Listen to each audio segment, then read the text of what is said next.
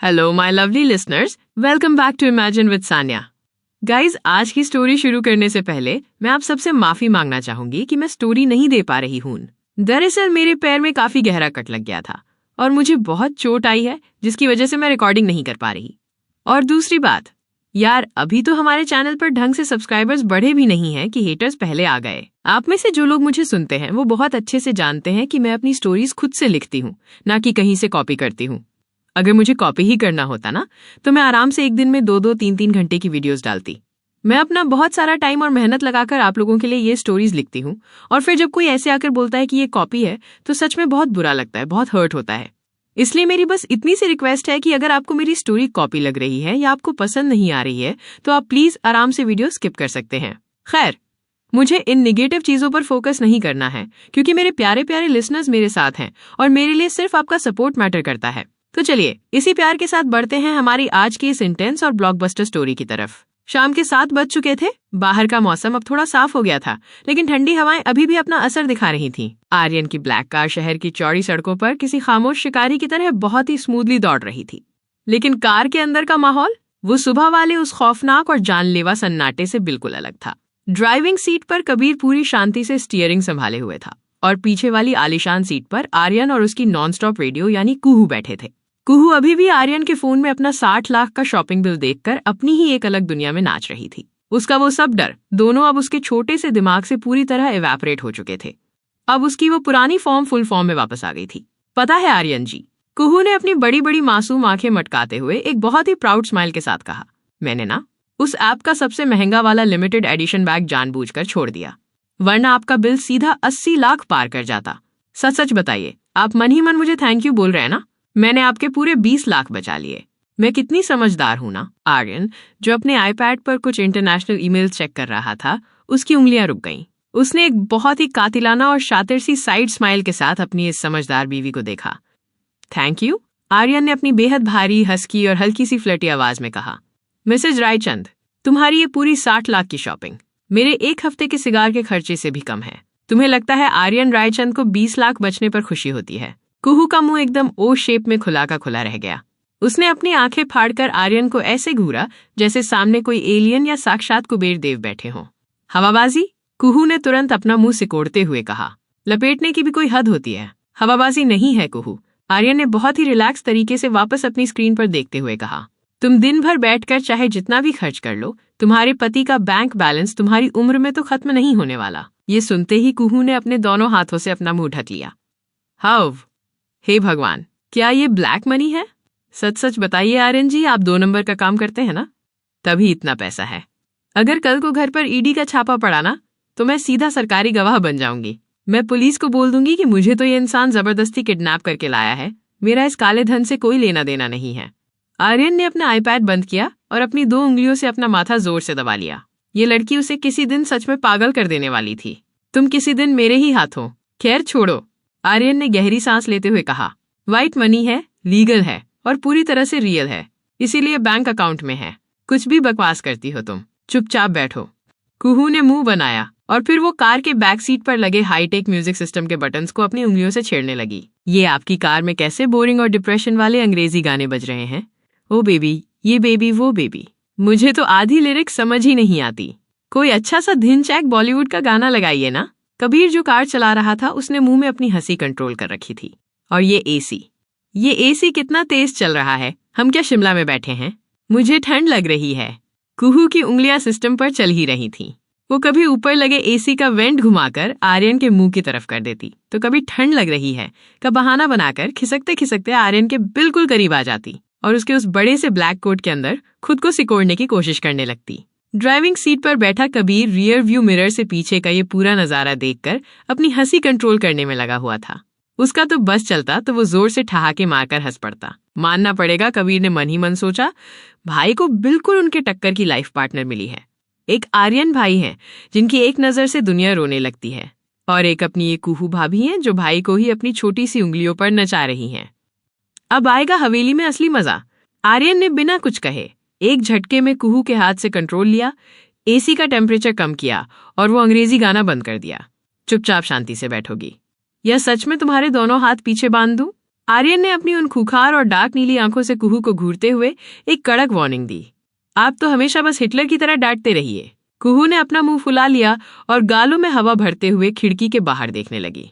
पता है, मैंने माँ को बता दिया है कि मैं आ रही हूँ। मम्मी ने पक्का आज मेरे लिए खूब सारा गाजर का हलवा बनाया होगा। मैं तो पेट भर के खाऊंगी। फिर कुहू अचानक से आर्यन की तरफ घूमी और एक बहुत ही चिढ़ाने वाली स्माइल के साथ बोली, आप भी खाइएगा आर्यन जी, बहुत टेस्टी होता है। पर रुकिए, कुहू ने अपनी एक उंगली आर्यन के चेहरे के सामने हिलाई। आप तो दुनिया के सबसे बड़े खड़ूस हैं। आपको मीठा कहाँ पसंद आएगा? आपको तो पक्का कड़वा करेला पसंद होगा ना, करेले कहीं के। ये बोलते ही कुहू ने जैसे ही आर्यन के चेहरे को देखा, उसकी वो चिढ़ाने वाली स्माइल एक ही झटके में गायब हो गई।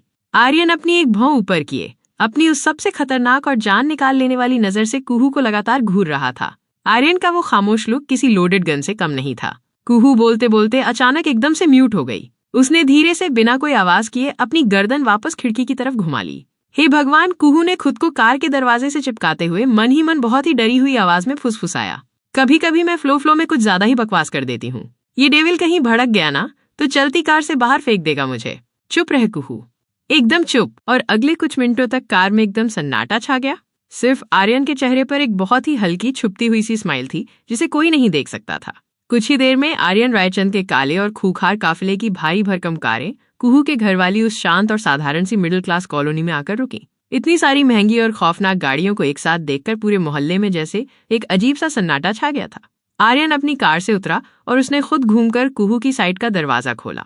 कुहू अपनी खुशी और एक्साइटमेंट में कार से बाहर निकली और लगभग दौड़ते हुए अपने घर के मेन गेट की तरफ जाने लगी। पर आर्यन रायचंद से बचकर जाना इतना आसान था क्या? आर्यन ने चीते जैसी फुर्ती से अपना मजबूत हाथ बढ़ाया और कुहू की उस पतली सी कमर को पकड़कर उसे एक ही झटके में अपनी तरफ खींच लिया।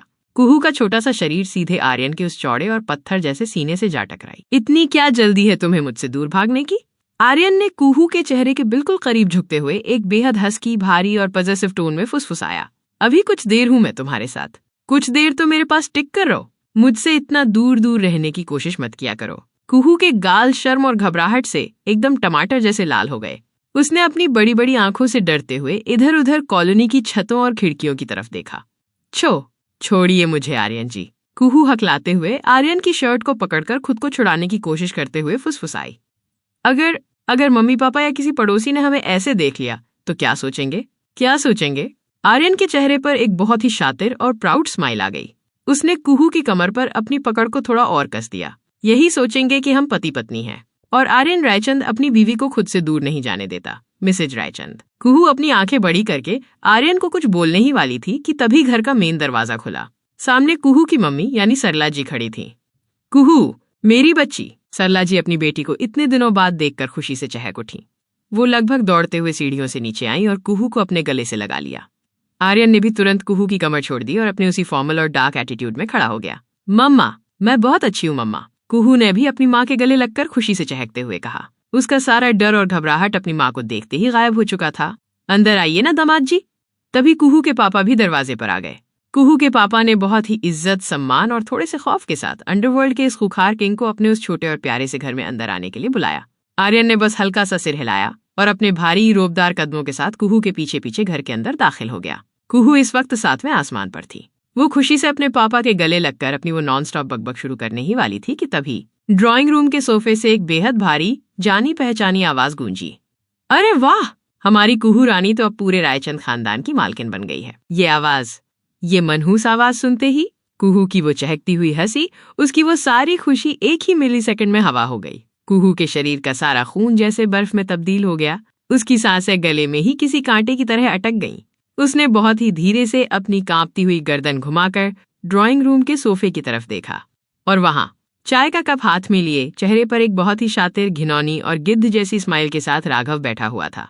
कुहू के चेहरे का रंग ऐसे उड़ गया जैसे किसी ने जिंदा ही उसका गला घोट दिया हो। राघव धीरे धीरे सोफे से उठा और कुहू की तरफ अपने कदम बढ़ाने लगा। कैसी हो बेटा? कुहू का वो भयानक पैनिक अटैक जो आर्यन ने सुबह बड़ी मुश्किल से अपनी बाहों में शांत किया था, वो फिर से ट्रिगर होने लगा। पर कुहू को राघव की वो पुरानी खौफनाक धमकी याद आ गई। उसने अपने कांपते हुए हाथों की मुट्ठियों को जबरदस्ती खोला। उसने अपनी उखड़ती हुई सांसों को अपने सीने में दबाया और एक बहुत ही नकली लेकिन सधी हुई स्माइल अपने चेहरे पर चिपका ली। नमस्ते। राघव अंकल, कुहू ने अपनी कांपती आवाज को पूरी तरह से नॉर्मल दिखाने की जबरदस्त एक्टिंग करते हुए कहा। मैं ठीक हूँ। राघव ने अपनी उन गंदी और हवस भरी नजरों से कुहू को ऊपर से नीचे तक स्कैन किया, पर अगले ही सेकंड उसकी नजर कुहू के ठीक पीछे खड़े एक खौफनाक और विशाल साये पर पड़ी। द आर्यन रायचंद। आर्यन बेटा, कुहू के पापा ने राघव की तरफ इशारा करते हुए कहा, इनसे मिलिए, ये राघव हैं, मेरे सबसे पुराने दोस्त और बिजनेस पार्टनर। राघव ने अपने चेहरे पर वो झूठी और चापलूसों वाली स्माइल बरकरार रखते हुए आर्यन की तरफ अपना हाथ बढ़ाया। मिलकर बहुत खुशी हुई मिस्टर रायचंद, पर आर्यन ने अपना हाथ इंच भर भी आगे नहीं बढ़ाया। वो अपनी जेब में हाथ डाले अपनी उन खूंखार नीली आंखों से राघव को घूरता रहा। राघव का हाथ हवा में ही किसी भिखारी की तरह अटका रह गया। आर्यन रायचंद का दिमाग बहुत शार्प था। उसकी वो शातिर आंखें कुहू के इस अचानक बदले हुए बिहेवियर को किसी लाई डिटेक्टर मशीन की तरह स्कैन कर रही थी। कुहू का इस इंसान को देखकर इस तरह कांपना और फिर जबरदस्ती स्माइल करना, आर्यन को कुछ भी सही नहीं लग रहा था।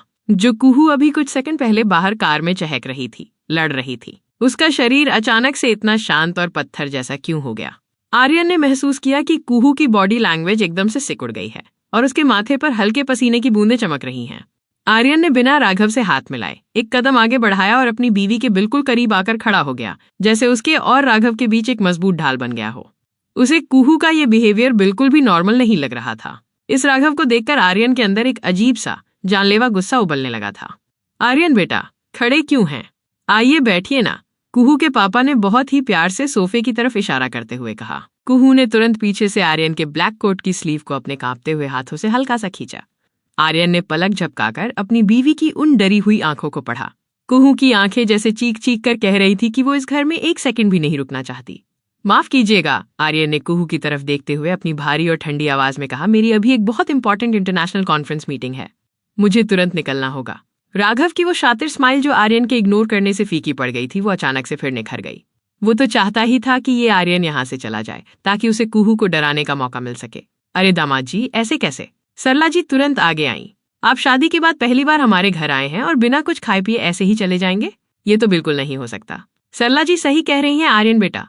कुहू के पापा ने भी दामाद के सामने जिद पकड़ ली। मीटिंग तो आप कार से भी कर सकते हैं या थोड़ा डिले कर दीजिए, पर दामाद जी पहली बार आए हैं, सिर्फ 10 मिनट के लिए ही सही, एक कप कॉफी तो पीकर ही जानी पड़ेगी। आर्यन अपने उसूलों का पक्का था।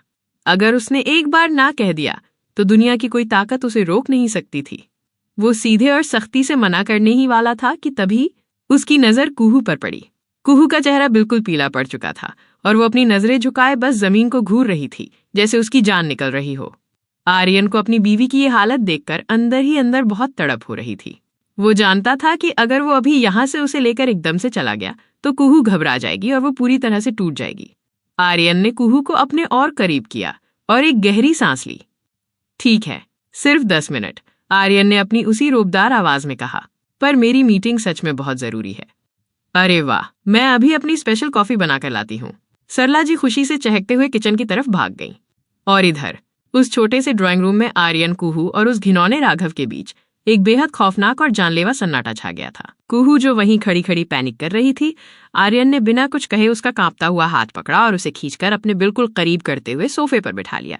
आर्यन के चेहरे पर कोई एक्सप्रेशन नहीं था, वो एक ठंडी बर्फ की तरह लग रहा था। कुहू मन ही मन तड़प रही थी। ओह शिट, मैं क्यों आ गई यहाँ? मुझे नहीं रहना यहाँ इस राघव के सामने। पर मैं आर्यन जी को कैसे बताऊं? अगर वो पूछेंगे कि क्यों नहीं रहना तो मैं क्या कहूंगी? पर कुहू, तू यहाँ रुक भी तो नहीं सकती ना? कुहू ने किसी तरह हिम्मत जुटाई और आर्यन की शर्ट को साइड से हल्का सा खींचा। आर्यन जो एक हाथ से अपने फोन में कुछ चेक कर रहा था, उसने अपनी डार्क आंखों से कुहू की तरफ देखा। कुहू थोड़ा सा खिसककर आर्यन के उस चौड़े कंधे के बिल्कुल पास आई और उसके कान की तरफ झुकते हुए बहुत ही बचकानी और मासूम सी आवाज में फुसफुसाई, वो आर्यन जी, अब क्या है? आर्यन ने अपनी भारी आवाज में बहुत ही धीरे से पूछा। वो मैं कह रही थी, मुझे मीशा की बहुत याद आ रही है और रोहन की भी। रोहन, ये नाम सुनते ही आर्यन के जबड़े कस गए और उसकी कलाई की नसें खतरनाक तरीके से तन गईं। क्या? आर्यन ने अपनी नजरें उठाकर कुहू को इतनी खूंखार और कातिलाना नजरों से घूरा कि कुहू की सांस ही अटक गई। हे भगवान, रोहन तो मेरा भाई जैसा है, ये मुझे ऐसे खूनी दरिंदों की तरह क्यों घूर रहे हैं? कुहू ने घबराकर मन ही मन सोचा। आर्यन ने कुछ नहीं कहा, वो बस अपनी उस जान निकाल लेने वाली नजर से उसे घूरता रहा। कुहू ने तुरंत अपनी बात पलटी। तो मैं कह रही थी कि मुझे ना दादी माँ और घर में सबकी बहुत याद आ रही है। तो मैं रायचंद मेंशन चलूंगी आपके साथ, मुझे यहाँ नहीं रुकना। आर्यन ने अपनी एक भौं ऊपर उठाई और उसके चेहरे पर एक बेहद डार्क और पॉजिटिव स्माइल आ गई। क्यों? अभी तक तो तुम कार में बहुत जिद कर रही थी कि मुझे घर जाना है, मुझे घर जाना है। अब मिल तो ली ना अपनी माँ से, तो रुक जाओ। मिल ली ना, अब चलते हैं ना प्लीज, कुहू ने आर्यन का कोट कसकर पकड़ते हुए बिल्कुल पप्पी फेस बनाते हुए कहा। आर्यन ने कुहू की पतली सी कमर पर अपना मजबूत हाथ रखा और उसे अपने और करीब खींचते हुए बेहद हंसकी आवाज में फुसफुसाया, क्या बात है बीवी, आप तो हमारे बिना एक पल भी नहीं रह पा रही हैं। इतना प्यार? कुहू ने हड़बड़ाते हुए कहा। छोड़िए, क्या कर रहे हैं, घर वाले देख लेंगे। तो देख लेने दो, आर्यन ने अपने उसी डोमिनेटिंग और बेखौफ अंदाज में कहा। हम हस्बैंड वाइफ हैं। तभी घर के अंदर वाले कमरे का दरवाजा बहुत जोर से खुला और कुहू का छोटा भाई हाथ में एक मोटी सी किताब लिए धड़धड़ाता हुआ बाहर निकला। कुहू ने झटके से आर्यन को खुद से दूर किया। मम्मी, यार ये बिहार बोर्ड का सिलेबस किसने सेट किया है, मेरा दिमाग फट जाएगा। वो अपने बाल नोचते हुए पूरे घर में चिल्ला रहा था। क्लास 10th के बोर्ड्स आ रहे हैं और मुझे मैथ में कुछ भी पल्ले नहीं पड़ रहा। बोलते बोलते उसकी नजर अचानक ड्राइंग रूम में सोफे पर बैठे आर्यन पर पड़ी। आर्यन जो पूरे काले सूट में एक खूंखार डेविल की तरह वहां बैठा था। उसे देखकर छोटू की आवाज गले में ही अटक गई। उसने अपनी भारी सी मैथ की किताब को डर के मारे सीने से लगा लिया। ओह जीजू, आप? उसने घबराते हुए कहा। कुहू ने अपने भाई को देखकर एक हल्की सी राहत की सांस ली। छोटू, जिसका असली नाम कुणाल था पर कुहू उसे चीकू या छोटू कहकर बुलाती थी, वो धीरे धीरे डरते डरते कदम बढ़ाते हुए सोफे के पास आया। चीकू की आंखों में अचानक एक बहुत ही फनी और डेस्परेट सी चमक आ गई। जीजू, चीकू ने आर्यन के बिल्कुल करीब झुकते हुए बहुत ही सीरियस और किसी जासूस जैसी रहस्यमयी आवाज में फुसफुसाते हुए कहा। सुना है आपका पूरे शहर में, बल्कि बिजनेस में बहुत बड़ा नाम है। आपके एक इशारे पर सरकारें हिल जाती हैं। आर्यन ने अपनी एक भौं ऊपर उठाई। उसे समझ नहीं आ रहा था कि ये 15-16 साल का लड़का आखिर क्या बकवास कर रहा है। तो आर्यन ने अपनी भारी आवाज में पूछा। चीकू ने तुरंत अपने दोनों हाथ जोड़ लिए और बहुत ही मासूमियत से लगभग रोने वाली शक्ल बनाते हुए बोला, तो जीजू, एक छोटा सा काम था। आप तो माफिया हो ना, प्लीज अपनी पावर का इस्तेमाल करके ये मेरे 10th बोर्ड के एग्जाम्स कैंसिल करवा दो ना, और अगर वो ना हो सके तो कम से कम मैथ का पेपर ही लीक करवा दो। मुझे सच में कुछ नहीं आता। आपकी एक धमकी से तो बोर्ड वाले खुद मुझे टॉप करवा देंगे। ड्राइंग रूम में एक सेकंड के लिए पिन ड्रॉप साइलेंस छा गया। कुहू, जो अभी तक अपने ही स्ट्रेस में फंसी हुई थी, उसने अपना सिर पकड़ लिया। हे भगवान, ये लड़का मुझे पक्का मरवाएगा। नालायक! कुहू के पापा, जो अभी राघव के साथ किसी चीज का डिस्कशन करने गए थे और वापस आ रहे थे, ने ये बात सुन ली। बस तुमसे पढ़ाई के अलावा कहीं भी और कितना भी दिमाग लगवा लो। आर्यन ने कुहू को देखा जो नर्वसनेस के मारे हे कर रही थी। आर्यन मन ही मन सोच रहा था, ये सब के सब एक से बढ़कर एक नमूने हैं। पहले इसके भाई बहन, फिर मेरी बीवी, और अब ये साला। पर आर्यन कुछ बोल नहीं सकता था। एक तो वो अपनी बीवी के मायके में पहली बार आया था, ऊपर से ये उसका इकलौता साला था। आर्यन ने अपने खौफनाक गुस्से को बहुत ही मुश्किल से कंट्रोल किया। मैं कोई एजुकेशन मिनिस्टर नहीं हूँ, आर्यन ने अपने दांत पीसते हुए बहुत ही खड़ूस और ठंडी आवाज में कहा। और अगर तुमने पढ़ाई नहीं की तो मैं पेपर लीक नहीं करवाऊंगा, बल्कि तुम्हें अपने गोडाउन में बांधकर खुद मैथ्स पढ़ाऊंगा। और मेरी क्लास में फेल होने वालों का मैं क्या करता हूँ, वो तुम जानना नहीं चाहोगे। आर्यन के उस खौफनाक और हिटलर वाले एक्सप्रेशन को देखकर साले साहब का गला पूरी तरह से सूख गया। ना, नहीं जीजू, मैं तो बस मजाक कर रहा था। मैं अभी जाकर पढ़ता हूँ। Good bye. चीकू ने हवा की स्पीड से टर्न लिया और वापस अपने कमरे में भाग गया और दरवाजा जोर से अंदर से लॉक कर लिया। कुहू ने राहत की सांस ली और अंदर ही अंदर उसे आर्यन के इस फंसे हुए और चिढ़े हुए रूप को देखकर बहुत हल्का सा मुस्कुराने का मन किया। पर राघव की वो घिनौनी मौजूदगी उसे ऐसा करने से रोक रही थी। तभी सरला जी अपने हाथों में कॉफी की ट्रे लेकर आ गई।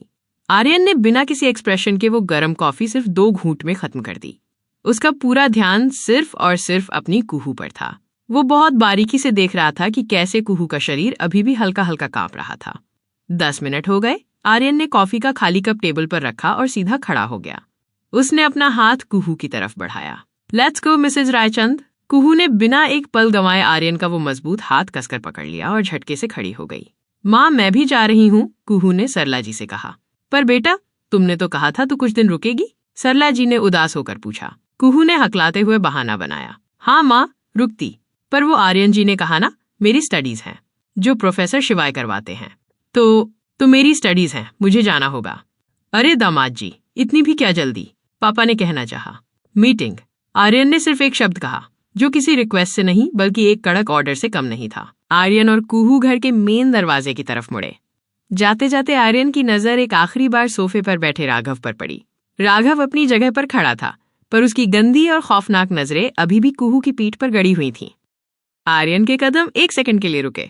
उसकी डार्क नीली आंखों में एक ऐसा खौफनाक और खूनी बवंडर उठा जिसे देखकर राघव तुरंत घबराकर 2 कदम पीछे हट गया। आर्यन रायचंद ने बिना एक भी शब्द कहे उस इंसान को अपनी आंखों से ही उसकी मौत का खौफनाक ट्रेलर दिखा दिया था। आर्यन और कुहू उस घुटन भरे घर से बाहर निकले। आर्यन ने कुहू को बहुत ही नजाकत से वापस कार में बैठाया और कार वहां से निकाल ली। जैसे ही वो मिडिल क्लास कॉलोनी आर्यन की आंखों से ओझल हुई, कार के अंदर का वो फेक नॉर्मल माहौल एक ही झटके में चकनाचूर हो गया। कुहू, जो इतनी देर से खुद को शांत और खुश दिखाने की जबरदस्त एक्टिंग कर रही थी, उसका वो सारा बांध अब टूट चुका था। वो खिड़की की तरफ अपना मुंह घुमाकर अपने कांपते हुए होठों को दांतों तले दबाए चुपचाप अपने आंसू गिरा रही थी। आर्यन ने अपनी गहरी नीली आंखों से कुहू की उस कांपती हुई पीठ को देखा। आर्यन का जबड़ा अभी भी भयंकर गुस्से से कसा हुआ था। उसने कुहू से कोई सवाल नहीं पूछा कि वो राघव कौन था या वो उसे देखकर इतनी बुरी तरह क्यों डरी। वो जानता था कि कुहू अभी इस हालत में नहीं है कि वो उसे कुछ बता पाए, और आर्यन अपनी बीवी को इस वक्त और ज्यादा टॉर्चर नहीं करना चाहता था। पर द आर्यन रायचंद को सच उगलवाने के लिए किसी की गवाही की जरूरत नहीं पड़ती थी। कबीर शांति से कार चला रहा था, पर रियर व्यू मिरर से उसे साफ दिख रहा था कि कुहू रो रही है और उसकी आंखें डर से सिकुड़ चुकी हैं। आर्यन ने अपनी जेब से अपना फोन निकाला और बिना कोई आवाज किए कबीर को एक मैसेज ड्रॉप किया। कबीर, उस राघव की हर एक कुंडली निकालो, उसका पास्ट, उसका बिजनेस, उसकी एक एक सांस का हिसाब मुझे अगले 1 घंटे के अंदर मेरी टेबल पर चाहिए। कार के अंदर का वो भारी सन्नाटा अब पीछे छूट चुका था। आर्यन की ब्लैक एसयूवी जैसे ही रायचंद मेंशन के विशाल और आलीशान दरवाजों के अंदर दाखिल हुई, कुहू ने एक बहुत ही गहरी और कांपती हुई सांस ली। उसने मन ही मन खुद को एक पक्की कसम दी कि वो राघव के बारे में किसी को कुछ नहीं बताएगी, खासकर अपने इन खुखार आर्यन जी को तो बिल्कुल भी नहीं। उसे डर था कि अगर आर्यन को उसका वो डार्क पास्ट पता चला तो कहीं वो उसे जज ना करने लगे या उस गंदगी की वजह से उसे हमेशा के लिए खुद से दूर ना कर दें। कुहू ने धीरे से कार के शीशे में अपना आंसुओं से भीगा चेहरा देखा, जल्दी से अपने आंसू पोंछे और जबरदस्ती अपने होठों को खींचकर एक बहुत ही बड़ी और बनावटी स्माइल चिपका ली। वो किसी भी कीमत पर अपनी घबराहट को बाहर नहीं आने देना चाहती थी। कुहू बस उस राघव के बारे में ही सोच रही थी कि अचानक उसके दिमाग में आर्यन का वो खौफनाक रूप घूम गया, वेदांत की लाश और वो टपकता हुआ खून। हे भगवान, कुहू ने मन ही मन खुद को कोसा। मुझे बचपन से ही खून खराबे से इतनी नफरत है, और मेरी किस्मत तो देखो, मुझे लाकर सीधा एक माफिया की गोद में पटक दिया। जहां से मैं सबसे ज्यादा भागती थी, आज उसी के बिल्कुल बगल में बैठी हूँ। अब उसे आर्यन के उस शांत चेहरे से भी डर लगने लगा था। पर बेचारी कुहू, ना जाने इस लड़की को अचानक से हो क्या जाता था। एक पल में एकदम खुश, दूसरे पल में भारी डिप्रेशन और तीसरे पल में खौफ के मारे कांपने लगती थी। वो खुद को नॉर्मल दिखाने की पूरी कोशिश कर ही रही थी कि तभी आर्यन ने अपना मजबूत हाथ बढ़ाया और एक ही झटके में कुहू की कमर पकड़कर उसे अपनी तरफ खींच लिया। कुहू सीधे आर्यन के चौड़े सीने से जा टकराई। क्या हुआ है? इतनी सैड क्यों हो? आर्यन की बेहद गहरी और हंसकी आवाज कुहू के कानों से टकराई। कुहू एकदम से हड़बड़ा गई। उसकी धड़कनें बुलेट ट्रेन की तरह भागने लगीं। उसने अपनी घबराहट छुपाते हुए थोड़ा हकलाते हुए कहा, ना, नहीं। तो मैं कहाँ सैड हूँ? मैं तो बस बाहर के नजारे देख रही थी। कितनी हरियाली है ना हमारे मेंशन में। आर्यन की वो डार्क नीली आंखें कुहू के चेहरे को किसी एक्सरे मशीन की तरह स्कैन कर रही थी। वो राघव का क्या सीन है? आर्यन ने बिना पलक झपकाए एकदम सीधे निशाने पर तीर मारा। क्या उसने तुम्हारे साथ कुछ गलत किया है कुहू? ये नाम सुनते ही कुहू की बड़ी बड़ी मासूम आंखें खौफ से फटी की फटी रह गईं। हे राम, ये इंसान है या सीआईडी का कोई डिटेक्टिव? इन्हें कैसे पता चला? कुहू का दिमाग सुन्न पड़ गया, पर उसने तुरंत बात को पलटते हुए एक बहुत ही बकवासी एक्टिंग शुरू कर दी। राघव अंकल? नहीं, वो तो बहुत अच्छे हैं, बहुत ज्यादा अच्छे इंसान हैं। ये आप क्या बोल रहे हैं आर्यन जी? कुहू बात को गोल गोल घुमाने की कोशिश कर रही थी, पर आर्यन रायचंद को चकमा देना इतना आसान कहाँ था। आर्यन ने कुहू की कमर पर रखे अपने हाथ को थोड़ा और कसा और उसे अपने बिल्कुल करीब कर लिया। अब कुहू की पीठ सीधे आर्यन के कोट से रगड़ खा रही थी। ये क्या कर रहे हैं आप? कुहू नर्वसनेस के मारे आर्यन की शर्ट को अपनी मुट्ठी में भींचते हुए फुसफुसाई। कबीर जी गाड़ी चला रहे हैं, वो हमें देखेंगे तो क्या सोचेंगे? छोड़िए मुझे, वो नहीं देखेगा, आर्यन ने अपनी ठंडी और रोबदार आवाज में कहा। कबीर ने सच में अपनी नजरें एकदम सामने टिका रखी थी, जैसे पीछे कोई हो ही नहीं। तुम मुझे सच बताओ कुहू। मैं सच ही तो कह रही हूँ, वो सच में बहुत अच्छे हैं। कुहू अभी भी अपने उसी झूठ पर अड़ी थी। आर्यन को अब अंदर ही अंदर भयंकर गुस्सा आ रहा था। क्या उसकी कुहू उस पर इतना भी ट्रस्ट नहीं करती थी कि अपना दर्द उसे बता सके? आर्यन ने अपने दूसरे मजबूत हाथ से कुहू की ठुड्डी को पकड़ा और उसका चेहरा अपनी तरफ घुमाकर उसकी आंखों में सीधा देखा। तुम्हें पता है कुहू, आर्यन की आवाज अब और भी ज्यादा डार्क और खतरनाक हो चुकी थी। मुझे झूठ बोलने वालों से बहुत नफरत है, और अगर मुझसे कोई झूठ बोलता है ना, तो मैं उसे नर्क बहुत जल्दी भेजता हूँ। ये सुनते ही कुहू एक सूखे पत्ते की तरह कांपने लगी। उसका वो सारा क्यूट बीवी वाला कॉन्फिडेंस 1 सेकंड में जमीन पर आ गिरा। ये, हे भगवान, ये आप क्या बोल रहे हैं? कुहू रोने वाली शक्ल बनाते हुए, हकलाते हुए बोली।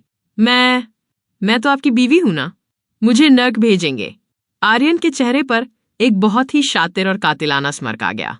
हो, इसीलिए तो सीधा नर्क भेजने के बजाय तुमसे इतनी बार पूछ रहा हूं मिसेज रायचंद। तभी अचानक से गाड़ी मेंशन के पोर्च में आकर रुक गई। कुहू के लिए तो जैसे साक्षात भगवान ने ब्रेक लगाया हो। यही सबसे सही मौका था आर्यन के इन जानलेवा सवालों से बचने का। कार रुकते ही कुहू ने अपने छोटे छोटे हाथों से आर्यन के उस पत्थर जैसे सीने पर जोर से धक्का दिया और झटके से खुद को दूर किया। उसने एक ही सेकंड में कार का दरवाजा खोला और ऑलमोस्ट भागते हुए बाहर निकल गई। बाहर खड़ी होकर कुहू ने अपने सीने पर हाथ रखा और एक बहुत ही गहरी सुकून वाली सांस ली, मानो अभी अभी किसी खूंखार शेर के मुंह से अपना सिर बाहर निकाल कर लाई हो। मेंशन का दरवाजा पहले से ही खुला था। हॉल में सब बैठे थे। आर्यन और कुहू को सही सलामत वापस देखकर सबके चेहरों पर एक अलग ही सुकून और रौनक आ गई थी। कुहू! सुजाता जी लगभग दौड़ते हुए आईं और उन्होंने कुहू को जोर से अपने सीने से लगा लिया। सुजाता जी की आंखों में हल्के से आंसू थे। कैसी है मेरी बच्ची? तू ठीक तो है ना? मुझे तो इतनी चिंता हो रही थी। कुहू ने सुजाता जी के गले लगकर अपना वो सारा खौफ एक पल के लिए भुला दिया। अरे माँ! कुहू ने अपनी उसी पुरानी चुलबुली और चहकती हुई आवाज में एक्टिंग करते हुए कहा, मैं बिल्कुल ठीक हूँ। मुझे क्या होना है? वो तो आर्यन जी बेकार में टेंशन लेते हैं। मैं तो वहां भी फुल मजे में थी। पीछे से आर्यन अपने शांत और भारी कदमों से मेंशन के अंदर दाखिल हुआ। उसका चौड़ा चेहरा एकदम भावहीन था, पर उसकी वो शातिर नीली आंखें कुहू की इस ओवर एक्टिंग को बहुत बारीकी से स्कैन कर रही थीं। फुल मजे में थी? कुछ देर पहले राघव का नाम सुनकर कांप रही थी और अब ये चहकने का नाटक। कुहू, तुम मुझसे कुछ बहुत बड़ा छुपा रही हो, आर्यन ने मन ही मन सोचा। उसका जबड़ा हल्का सा कस गया, क्योंकि उसे इस बात से सख्त नफरत थी जब कुहू उससे अपना दर्द छुपाती थी। तभी रोहन ने माहौल को थोड़ा हल्का करते हुए हंसते हुए कहा, अरे वाह कुहू, सुना है आपने भाई को अपनी उंगलियों पर नचा रखा है? कल रात तो आपने भाई को भी डांट पिलाई। आर्यन ने जैसे ही ये सुना, उसके कदम वहीं रुक गए। उसने अपनी खूंखार आंखों से पहले रोहन को घूरा। रोहन की हंसी वहीं अटक गई। वो अचानक से खांसने लगा और एकदम चुपचाप बैठ गया। फिर आर्यन ने अपनी वो कातिलाना नजरें कबीर की तरफ घुमाई। कबीर बेचारा घबराकर रोहन को घूर रहा था, जैसे मन ही मन गालियां दे रहा हो। खुद तो मरेगा साले, साथ में मुझे भी मरवाएगा। आर्यन ने अपनी ठंडी और रूपदार आवाज में कबीर से कहा, इधर की बातें उधर करने का बहुत शौक है ना तुम्हें? बहुत फ्री टाइम है तुम्हारे पास? ठीक है, रेडी रहो तुम। ये सुनकर कबीर ने लगभग रोने जैसी शक्ल बना ली। उसकी तो जैसे जान ही निकल गई। इधर कुहू को लगा कि यही सही मौका है अपनी धाक जमाने का। हाँ तो, कुहू ने हवा में अपना हाथ लहराते हुए पूरे एटीट्यूड में कहा, गलती करेंगे तो डांट तो खाएंगे ही ना, मैं कोई डरती थोड़ी हूं इनसे। आर्यन ने तुरंत अपनी एक भौं चढ़ाकर कुहू को घूरा। आर्यन का वो लुक देखते ही कुहू एकदम से सकपका गई और उसने नजरें झुका ली। मीशा ये देखकर जोर से हंस पड़ी, पर जैसे ही मीशा की नजर आर्यन के उस डार्क चेहरे पर पड़ी, उसकी हंसी भी बीच में ही गायब हो गई। दादी ने मुस्कुराते हुए कुहू के सिर पर प्यार से हाथ फेरा। नजर न लगे मेरे बच्चों को। चल बेटा, अंदर चल, तू थक गई होगी। माहौल पूरी तरह से हल्का और खुशनुमा हो चुका था। कुहू अपनी ही बातों में मग्न होने का नाटक कर रही थी, पर तभी आर्यन की वो भारी और अथॉरिटी से भरी आवाज पूरे हॉल में गूंजी, कुहू ऊपर चलो, रूम में। आर्यन की आवाज में कोई रिक्वेस्ट नहीं थी, वो एक सीधा ऑर्डर था। कुहू की स्माइल एक ही सेकंड में उड़ गई। उसे पता था कि अगर वो आर्यन के साथ अकेले कमरे में गई तो आर्यन की उन सच उगलवाने वाली आंखों से वो बच नहीं पाएगी। आर्यन उसे राघव के बारे में सवाल पूछेगा और कुहू को वो सब याद नहीं करना था। नहीं, कुहू ने तुरंत पलटकर आर्यन को देखा और जिद करते हुए कहा, मुझे अभी रूम में नहीं जाना, मुझे माँ और मीशा के साथ बैठना है। आर्यन ने अपनी आंखें हल्की सी सिकोड़ी। उसका गुस्सा अब धीरे धीरे बढ़ रहा था। तुम्हें बुखार था कुहू, और तुम अभी भी कमजोर हो। तुम्हें आराम की जरूरत है। ऊपर चलो अभी। कहा ना मुझे नहीं जाना। कुहू ने एक छोटी बच्ची की तरह पैर पटकते हुए कहा, मैं पूरा टाइम बस कमरे में ही बंद रहती हूँ। मैं कोई बीमार नहीं हूँ। मुझे मीशा के साथ मूवी देखनी है। पूरे हॉल में अचानक से एक जानलेवा शांति छा गई। रोहन और मीशा ने एक दूसरे को नर्वस होकर देखा। सुजाता जी भी चुप हो गईं।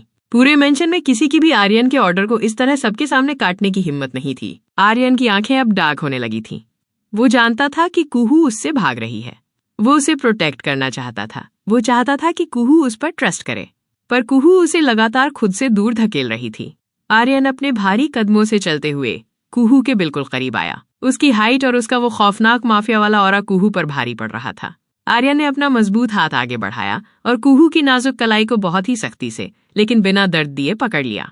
मैंने कहा ना, रूम में चलो। आर्यन की आवाज अब पहले से भी ज्यादा भारी और खतरनाक हो चुकी थी, पर कुहू भी अपने उस डर और घुटन की वजह से बुरी तरह पैनिक कर रही थी। उसने बिना कुछ सोचे समझे जोर से झटका देकर अपना हाथ आर्यन की उस मजबूत पकड़ से छुड़ा लिया। आप हमेशा मुझ पर हुक्म क्यों चलाते हैं? कुहू सबके सामने आर्यन पर झल्ला पड़ी। मैं आपकी कोई कैदी नहीं हूँ। मुझे नहीं रहना आपके साथ अकेले कमरे में। मुझे घुटन होती है। Pin drop silence. हॉल में अब कोई सांस भी नहीं ले रहा था। जैसे ही कुहू के मुंह से वो आखिरी लाइन, मुझे नहीं रहना आपके साथ अकेले कमरे में, मुझे घुटन होती है, निकली, कुहू को खुद अपनी उस भयानक गलती का एहसास हो गया। उसने हड़बड़ाकर अपने कांपते हुए होठों पर हाथ रख लिया। आर्यन रायचंद, अंडरवर्ल्ड का वो खूंखार किंग जो हमेशा सिर्फ ऑर्डर देता था और लोग खौफ के मारे उसकी बातें सुनते थे, जिसने पूरी दुनिया में अपना एक खौफ बनाकर रखा था। आज उसी की बीवी ने उसे सबके सामने धक्के मारकर खुद से दूर कर दिया था। आर्यन का शरीर पूरी तरह से पत्थर बन चुका था। उसकी आंखों में जो कुहू के लिए पॉजिटिवनेस और बेइंतहा फिक्र थी, वो एक ही सेकंड में एक बेहद ठंडी, खौफनाक और जानलेवा बर्फ में बदल गई। उसने कुहू को ऐसे देखा जैसे सामने कोई अजनबी खड़ी हो। आर्यन की सेल्फ रिस्पेक्ट बहुत बुरी तरह हर्ट हो गई थी। उसकी वो मेल ईगो चकनाचूर हो चुकी थी। वो कुहू पर अपना गुस्सा नहीं निकाल सकता था क्योंकि वो जानता था कि वो कमजोर है, पर इस वक्त उसे कुहू पर भयंकर गुस्सा आ रहा था। घुटन होती है? आर्यन ने इतनी खामोश और सर्द आवाज में कहा कि पूरे हॉल का टेम्परेचर जैसे माइनस में गिर गया हो। कुहू की आंखें डर और भयंकर गिल्ट से भर गईं। आर्यन जी, मेरा वो मतलब नहीं था। मैं तो बस... आर्यन ने अपना एक हाथ उठाया और कुहू को बीच में ही चुप करा दिया। एग्जैक्टली मिसेज रायचंद, आर्यन ने अपने दांत पीसते हुए एक बेहद घमंडी, डार्क और रूड आवाज में कहा। मुझसे दूर ही रहना, क्योंकि अगर मैं अपने असली रूप में आ गया तो तुम ये घुटन भी बर्दाश्त नहीं कर पाओगी। आर्यन ने एक आखिरी बार अपनी उस नफरत भरी नजर से कुहू को देखा और फिर बिना एक भी शब्द कहे पलटकर हवेली के बाहर की तरफ चला गया। आर्यन बेटा, रुक जाओ, दादी ने पीछे से पुकारा, पर आर्यन ने मुड़कर भी नहीं देखा। बाहर कार का दरवाजा जोर से बंद होने की आवाज आई और अगले ही पल आर्यन की एसयूवी आंधी की रफ्तार से मेंशन से बाहर निकल गई। कुहू वहीं बुत बनकर खड़ी रह गई। उसका दिल जोरों से धड़क रहा था, सिर्फ उन सवालों से बचने के चक्कर में। उसने अपने आर्यन जी को खुद से दूर कर दिया था, और वो भी इतने गंदे तरीके से। मेंशन के उस बड़े से हॉल में अब वो पुरानी वाली खुशी और रौनक पूरी तरह से गायब हो चुकी थी। आर्यन की वो खौफनाक और बर्फ जैसी ठंडी आवाज अभी भी जैसे मेंशन की दीवारों से टकरा रही थी। बाहर गाड़ी के स्टार्ट होने और आंधी की रफ्तार से निकल जाने की आवाज ने सबको अंदर तक हिलाकर रख दिया था। कुहू वहीं बीच हॉल में एक पत्थर की मूरत बनी खड़ी थी। उसकी आंखें खुली की खुली थीं, पर उसे कुछ दिखाई नहीं दे रहा था।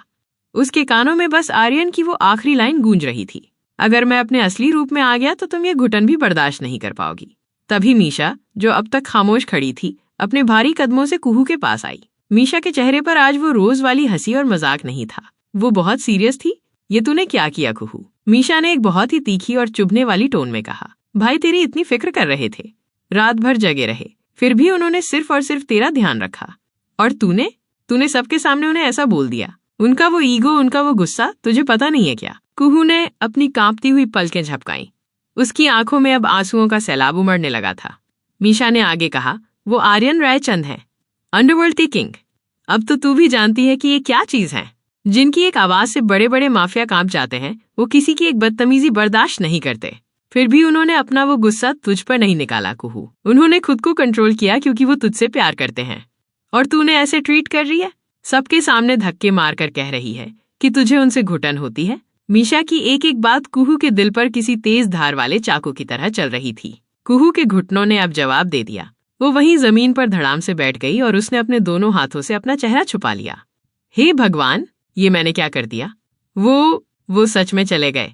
वो मुझसे नफरत करने लगेंगे। मैंने आर्यन जी को हर्ट कर दिया। कुहू का दिल गिल्ट और पछतावे से बुरी तरह फट रहा था। सुजाता जी तुरंत आगे बढ़ीं और उन्होंने जमीन पर बैठी कुहू को अपने गले से लगा लिया। कोई बात नहीं मेरी बच्ची, रो मत। सुजाता जी ने कुहू के सिर पर हाथ फेरते हुए उसे सांत्वना दी। पति पत्नी के बीच में ये सब छोटी मोटी बातें तो होती ही रहती हैं। आर्यन का गुस्सा अभी बहुत तेज है, पर तू जानती है ना वो तुझसे कितना प्यार करता है। जैसे ही उसका गुस्सा थोड़ा शांत होगा वो घर आ जाएगा, फिर तुम दोनों आराम से कमरे में बैठकर बात कर लेना और सब सॉल्व हो जाएगा। कुहू ने सुजाता जी की बात का कोई जवाब नहीं दिया। वो बस हिचकियां लेते हुए रोए जा रही थीं। उसे पता था कि उसने जो किया है वो कोई छोटी मोटी बात नहीं थी। उसने आर्यन रायचंद की सेल्फ रिस्पेक्ट पर वार किया था। कुहू सुन्न सी उठी और बिना किसी की तरफ देखे अपने भारी कदमों से सीढ़ियां चढ़कर अपने कमरे की तरफ जाने लगी। सुजाता जी जैसे ही उसके पीछे जाने के लिए उठी, तभी दादी ने उनका हाथ पकड़कर रोक लिया। रहने दे सुजाता, दादी ने एक गहरी सांस लेते हुए कहा। उसे थोड़ी देर अकेले रहने दे। उसे अपनी इस गलती का एहसास होना बहुत जरूरी है। आर्यन ने आज तक किसी के लिए खुद को इतना नहीं बदला जितना इस लड़की के लिए बदला है। कुहू को समझना होगा कि आर्यन के उस प्यार को वो ग्रांटेड नहीं ले सकती। उधर कुहू जैसे ही अपने उस बड़े से डार्क थीम वाले मास्टर बेडरूम में दाखिल हुई, कमरे का वो भारी सन्नाटा उसे सच में काटने दौड़ने लगा। पूरे कमरे में आर्यन के उस स्ट्रॉन्ग और डार्क कोलोन की महक फैली हुई थी जो कुहू को आर्यन की और ज्यादा याद दिला रही थी। घुटन तो मुझे अब हो रही है आपके बिना। कुहू फूट फूट कर रोते हुए वहीं बेड के किनारे बैठ गई। उसने बिना एक सेकंड बर्बाद किए अपने कांपते हुए हाथों से अपना फोन उठाया और आर्यन का नंबर डायल किया। फोन बज रहा था, रिंग जा रही थी, पर कोई उठा नहीं रहा था। Call cut. कुहू ने फिर से डायल किया। उधर शहर की उस वीरान और सुनसान सड़क पर आर्यन की ब्लैक एसयूवी किसी काले तूफान की तरह दौड़ रही थी। स्पीडोमीटर की सुई 140 के पार जा चुकी थी। आर्यन का एक हाथ स्टीयरिंग व्हील पर इतनी जोर से कसा हुआ था कि उसकी उंगलियों के पोर सफेद पड़ चुके थे और उसके हाथों की नसें खतरनाक तरीके से उभर आई थीं। उसका जबड़ा पूरी तरह से तना हुआ था और आंखों में एक ऐसा भयंकर तूफान था जो किसी भी वक्त किसी की भी जान ले सकता था। कार के डैशबोर्ड पर रखे फोन की स्क्रीन बार बार लाइट अप हो रही थी। स्क्रीन पर बड़े बड़े अक्षरों में लिखा आ रहा था, माय वाइफी कॉलिंग। आर्यन ने एक बेहद ठंडी और खौफनाक नजर उस फोन पर डाली। वो उसे इग्नोर कर रहा था। वो कुहू को सजा देना चाहता था।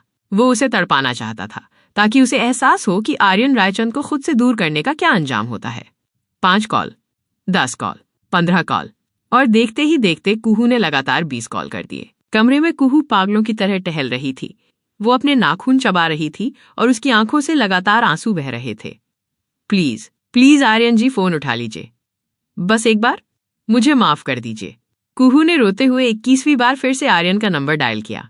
कार में बजते हुए उस फोन की रिंगटोन अब आर्यन के दिमाग की नसों को फाड़ रही थी। उसका ईगो और उसका गुस्सा दोनों इस वक्त 7वें आसमान पर थे। पर जैसे ही 21वीं बार फोन बजा, आर्यन के अंदर का वो इंसान जो अपनी बीवी के आंसुओं से हार जाता था, वो उस माफिया पर भारी पड़ने लगा। वो चाहकर भी अपनी इस पागल बीवी को और ज्यादा इग्नोर नहीं कर पा रहा था। उसने स्टीयरिंग व्हील को एक मजबूत हाथ से संभाला और फाइनली वो ग्रीन बटन प्रेस करके कॉल पिक कर लिया। उसने फोन कान पर नहीं लगाया, बल्कि उसे कार के ब्लूटूथ स्पीकर पर डाल दिया। कार के अंदर एक पल के लिए एकदम सन्नाटा छा गया। कुहू की भारी भारी सांसों और हिचकियों की आवाज पूरी कार में गूंजने लगी। बोलो। आर्यन की आवाज में एक ऐसा रूह कंपा देने वाला सर्द रुखापन, एक ऐसी खामोशी थी जिसे सुनकर कुहू की आत्मा तक कांप गई। ये वो आर्यन जी नहीं थे जो उससे प्यार करते थे। ये वो डेविल था जिससे पूरी दुनिया खौफ खाती थी। आर्यन की ये आवाज सुनते ही कुहू का वो सारा कंट्रोल खत्म हो गया। आर्यन जी। कुहू फोन को कसकर पकड़े हुए बच्चों की तरह रो पड़ी। I am literally sorry. मुझे माफ कर दीजिए प्लीज। मैंने गुस्से में बोल दिया था। मेरा वो मतलब बिल्कुल नहीं था। आर्यन का चेहरा एकदम भावहीन था। उसकी आंखें सड़क पर थीं, पर उसका सारा ध्यान उस स्पीकर से आती हुई कुहू की कांपती आवाज पर था। मेरे पास इन फालतू चीजों के लिए कोई टाइम नहीं है कुहू। आर्यन ने अपनी टोन को और भी ज्यादा रूड और अनफीलिंग बनाते हुए कहा। तुम्हें कुछ इंपॉर्टेंट बोलना है तो जल्दी बोलो, वरना मैं कॉल रख रहा हूँ। मेरे पास और भी बहुत से काम हैं। ये सुनकर कुहू का दिल जैसे किसी ने मुट्ठी में भींच लिया। आप कहाँ हैं? आप कहाँ चले गए? प्लीज घर आ जाइए ना। मुझे आपके बिना बहुत डर लग रहा है। मेरा दम घुट रहा है आर्यन जी। आर्यन के चेहरे पर एक बहुत ही कातिलाना स्मर्क आ गया। तुम्हें क्या मतलब मैं कहीं भी हूँ? हाँ? आर्यन की आवाज अब और तेज हो चुकी थी। वैसे भी तुम्हें तो मुझसे घुटन हो रही थी ना। तुम्हें मेरे साथ एक कमरे में नहीं रहना था। तुम्हें अपना स्पेस चाहिए था। सुबह से स्पेस कर रही थी ना, तो अब मिल गया ना स्पेस। अब पूरी हवेली तुम्हारी है। रहो अब दूर और आराम से सांस लो। खुश रहो तुम। मैं कॉल कट कर रहा हूँ। नहीं आर्यन जी, प्लीज। कुहू अब और जोर से, लगभग चीखते हुए रोने लगी। वो बेड पर गिर पड़ी। प्लीज फोन मत काटिएगा। आई एम सॉरी ना। मैं आज के बाद ऐसा कभी नहीं बोलूंगी। मैं कभी आपसे दूर जाने की बात नहीं करूंगी। प्लीज। आर्यन का हाथ जो कॉल कट करने वाले बटन की तरफ बढ़ रहा था वो हवा में ही रुक गया। कुहू का इस तरह से रोना, उसका ये गिड़गिड़ाना आर्यन के सीने में किसी तेज खंजर की तरह चुभ रहा था। कुहू के आंसुओं के सामने वो हमेशा हार जाता था, पर फिर भी वो अभी खामोश रहा। वो कुछ नहीं बोला। हो गया तुम्हारा ड्रामा। आर्यन ने अपनी आवाज को जानबूझकर सख्त बनाए रखा। कुहू को अब कुछ समझ नहीं आ रहा था कि वो ऐसा क्या करे, ऐसा क्या बोले जिससे उसके आर्यन जी पिघल जाएं। उसका दिमाग अब काम करना बंद कर चुका था। वो किसी भी कीमत पर आर्यन को खोना नहीं चाहती थी। उसे लगने लगा था कि आर्यन अब सच में उसे छोड़कर चला जाएगा। और इसी पैनिक में, इसी बेबसी में कुहू के मुंह से वो निकल गया जो उसे अपनी जिंदगी में भूलकर भी आर्यन रायचंद से तो बिल्कुल भी नहीं बोलना चाहिए था। अगर आप अभी घर नहीं आए ना। कुहू ने रोते रोते अपने उसी जिद्दी और बचकाने अंदाज में एक धमकी दे डाली। तो मैं खुद को कुछ कर लूंगी, मैं अपनी जान दे दूंगी आर्यन जी। फिर होते रहना मुझसे उम्र भर गुस्सा, करते रहना नफरत। सन्नाटा, एक बेहद भयानक, रोंगटे खड़े कर देने वाला सन्नाटा। कॉल के उस पार कार के अंदर जैसे कोई तूफान आने से पहले की जानलेवा खामोशी छा गई। आर्यन का जो आखिरी पेशेंस था, अपनी उस हर्ट हुई सेल्फ रिस्पेक्ट और अपने उस भयंकर गुस्से पर जो उसका आखिरी कंट्रोल था, वो कुहू की इस एक लाइन ने किसी टाइम बम की तरह उड़ा दिया। ब्लैकमेल। आर्यन रायचंद से आज तक किसी ने ऊंची आवाज में बात करने की हिम्मत नहीं की थी, और ये 19 साल की लड़की, उसकी अपनी बीवी, उसे इमोशनल ब्लैकमेल कर रही थी, वो भी अपनी जान देने की धमकी देकर। आर्यन के दिमाग की नसें अब सच में फटने की कगार पर आ गई थी। कुहू, तुम्हारी हिम। आर्यन अपनी सबसे खूंखार, सबसे डरावनी आवाज में किसी शेर की तरह दहाड़ने ही वाला था। Beep beep beep. कुहू ने आर्यन की वो डरावनी आवाज सुनते ही खौफ के मारे तुरंत कॉल कट कर दिया। उसने फोन को झटके से बेड पर फेंक दिया और अपने दोनों हाथों से अपना मुंह दबा लिया। हे भगवान, मैंने ये क्या बोल दिया? वो तो अब मुझे सच में मार डालेंगे। उसने तुरंत जाकर झटके से दरवाजा बंद कर लिया। पर वो एटलीस्ट घर तो आएंगे ना। मैं वॉशरूम में छुप जाती हूँ। उधर कार के अंदर ब्लूटूथ स्पीकर से आती हुई वो बीप की आवाज आर्यन के दिमाग में किसी हथौड़े की तरह बज रही थी। आर्यन की आंखें अब सच में एक खून के प्यासे पागल डेविल जैसी हो गई थी। उसकी आंखों में लाल खून उतर आया था। उसने अपने डैशबोर्ड पर रखे फोन को इतनी जोर से मुक्का मारा कि फोन की स्क्रीन एक ही झटके में बुरी तरह चटक गई। तुमने बहुत बड़ी गलती कर दी है कुहू। आर्यन ने अपने दांतों को पीसते हुए एक बेहद खतरनाक और साइकोपैथ वाले अंदाज में भारी सांसें लेते हुए फुसफुसाया। आर्यन रायचंद को ब्लैकमेल, वो भी इतने घटिया तरीके से? तुम्हारी हिम्मत कुछ ज्यादा ही बढ़ गई है मिसेज रायचंद। अब मैं तुम्हें बताता हूँ कि इस डेविल की कमजोरी से खेलने का अंजाम क्या होता है। आर्यन ने कार का स्टीयरिंग जोर से घुमाया और एक भयंकर आवाज के साथ बीच सड़क पर उस भारी एसयूवी को रिवर्स गियर में ड्रिफ्ट किया। टायरों की सड़क पर रगड़ से चिंगारियां और सफेद धुआं निकल पड़ा। अगले ही सेकंड गाड़ी का एक्सेलरेटर पूरी तरह से दब चुका था और वो ब्लैक कार किसी मौत के साये की तरह दोगुनी रफ्तार से वापस रायचंद मेंशन की तरफ मुड़ गई। इस वक्त अगर साक्षात मौत भी आर्यन रायचंद के रास्ते में आ जाती तो वो आज उसका भी कत्ल कर देता।